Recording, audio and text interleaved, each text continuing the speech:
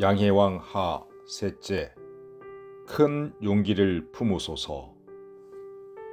제국의 경쟁이 한층 치열해지는 상황에서 인접 국가들과의 외교 관계는 중요한 문제입니다.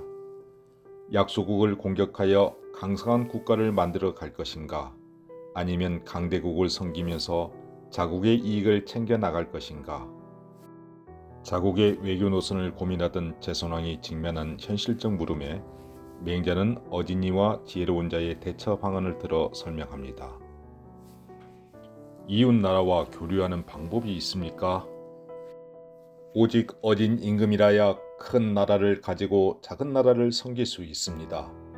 그런 이의 마음은 너그럽고 크며 인자하여 힘을 따지지 않고 다만 이치에 맞게 주변을 대우합니다. 그러므로 이웃의 작은 나라가 공손하지 않는다고 화를 내며 공격하지 않는 대국의 품격을 지닙니다. 탕 임금과 문왕이 대표적인 인물이죠. 탕 임금이 갈백을 섬기며 문왕이 고니를 섬겼던 일이 있었으니 이것이 어진 마음으로 큰 나라가 작은 나라와 관계 맺는 것이 아니겠습니까? 반면에 오직 지혜로운 임금이라야 작은 나라를 가지고 큰 나라를 섬길 수 있습니다. 지혜로운 자는 사리의 밝고 의리의 당연함과 형세의 적당함을 알기 때문에 작은 나라로 큰 나라를 섬기면서 큰 나라가 침략하고 능멸한다고 해서 섬기는 예를 없애지 않습니다. 주나라 태왕과 월나라 구천이 그런 사람인데 태왕이 훈육을 섬기고 구천이 오나라를 섬겼으니 이것이 작은 나라가 지혜롭게 큰 나라와 관계 맺는 것이 아니겠습니까? 어진 자는 세상을 포용하며 대국으로서의 품격을 유지한다면 지혜로운 자는 현실적 힘의 질서를 인정하면서 자국의 이익을 도모해 나간다는 것이지요.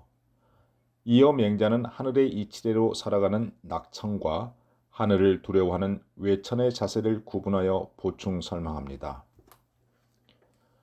큰 나라를 가지고 작은 나라를 섬기는 자는 내게 힘이 있는 것을 잊어버리고 진심으로 사람을 사랑하여 자연히 이치에 합하려 하니 이것은 하늘을 즐거워하는 낙천자의 모습입니다. 작은 나라를 가지고 큰 나라를 섬기는 자는 상대에게 힘이 있으므로 자기의 분수를 편안하게 여기며 이치를 어기지 아니하니 이것은 하늘을 두려워하는 외천자의 태도입니다. 하늘을 즐거워하는 자는 그 마음이 하늘과 더불어 하나 되어서 널리 포용하니 그 기상은 충분히 천하를 보존할 만합니다. 하늘을 두려워하는 자는 예법을 따르고 법도를 삼가서 감히 소홀함이 없도록 하는 것이니 한 나라를 보존할 만합니다. 적국이 비록 강하더라도 그 누가 감히 업신여기겠습니까? 그러므로 시경에 하늘의 밝은 위엄을 두려워하여 거스르지 아니하므로 이에 하늘의 명을 보존할 수 있도다 라고 하였던 것입니다. 이 말을 들은 제선왕은 하늘의 이치에 순응하려는 낙천자의 길을 갈까요? 아니면 하늘의 질서를 두려워하는 외천자의 길을 택할까요? 맹자가 하늘의 위엄을 두려워하라는 시경을 인용한 것을 보면 후자처럼 자신의 상황을 직시하며 질서에 순응하는 외천자의 길을 권유하고 있는 듯합니다. 그러나 제선왕은 자신의 용기를 내세우며 대국을 섬기는 것도 소국을 불쌍히 여기려는 마음도 없음을 내비칩니다. 어진과 지혜로서 이웃나라를 교류하는 도리는 나라를 보존하고 천하도 보존하는 것이니 참으로 크신 말씀이십니다. 그러나 과인은 용맹을 좋아하는 병통이 있습니다. 만일 조금이라도 침범을 당하거나 업신여김을 당한다면 그 분노를 이기지 못하기 때문에 큰 나라도 섬기지 못하고 작은 나라도 어루만지지 못할 것 같습니다. 용맹을 좋아하는 것이 해로움이 없으니 청컨대 작은 용맹을 좋아하지 마십시오. 일시적 분노로 격앙되어 칼을 잡고 노한 눈으로 사람을 쏘아보면서 저가 어찌 감히 나를 당하겠는가 라고 하면 이는 개인적인 혈기에서 나온 용기이니 겨우 한 사람을 대적하는 용기에 불과합니다. 어찌 왕께서 좋아하실 만한 것이 되겠습니까? 왕께서는 제왕의 용명을 좋아하셔서 천하의 의리를 실천하는 큰 용명을 지니시기 바랍니다. 문왕의 사례를 들어 말씀드리면 밀당의 사람들이 왕명을 어기고 완땅을 침공하려고 공땅으로 갈 때의 일을 시경에서는 다음과 같이 기록하고 있습니다. 왕이 발끈 화를 내면서 그 군사를 정돈하여 공땅으로 침략하러 가는 무리를 막아서 강한 자를 억제하고 약한 자를 도와줌으로써 주나라의 복을 두텁게 하여 천하의 질서를 바로 세우는 데 보답하였도다. 이것은 문왕의 용기이니 그가 한번 분노함에 지방의 난리가 억제되어 강자가 약자를 함부로 업신여기지 못하게 하여 천하의 백성을 편안하게 하였던 것입니다. 그 크신 용명이 어떻습니까?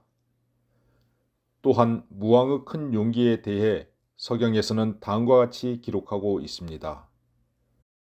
하늘이 백성을 내시면서 임금을 세워 다스리게 하고 스승을 세워 가르치신 것은 오직 상제의 일을 돕고 대신하여 이 백성들을 편안하게 한 것이다. 그러므로 임금과 스승이 사방에서 사랑받고 대우받는 것이다. 이제 내가 이미 하늘의 명을 받아서 이 자리에 있으니 천하에 죄가 있는 자는 내가 뵐 것이고 죄 없는 자는 내가 편안하게 할 것이다.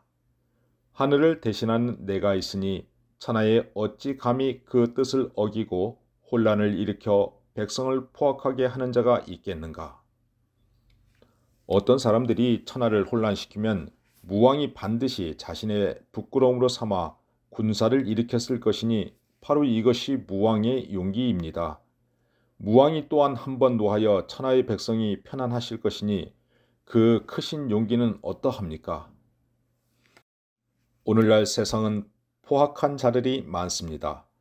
왕이 진실로 문왕과 무왕이 하신 바를 본받아서 큰 의리를 내세워 죄 있는 자를 쳐서 한번 노함에 천하의 백성을 편안하게 하시면 백성들은 왕께서 용명을 좋아하지 않을까 걱정할 것입니다. 이것이 곧 어진 자와 지혜로운 자가 의리를 쓰는 것이니 어찌 용명을 병통이라 하겠습니까?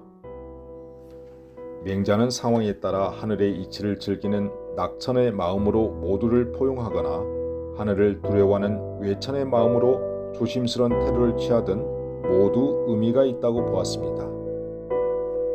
아울러 자신의 욕망을 용기로 포장하려는 제선왕에게 개인적 분노를 넘어 천하를 편안하게 하기 위한 공분을 일으켜 나갈 것을 권유합니다. 그렇습니다. 진정한 용기는 모두를 위해 나서는 것입니다. 왕이시여 천하를 위한 진정한 용기를 발휘하소서.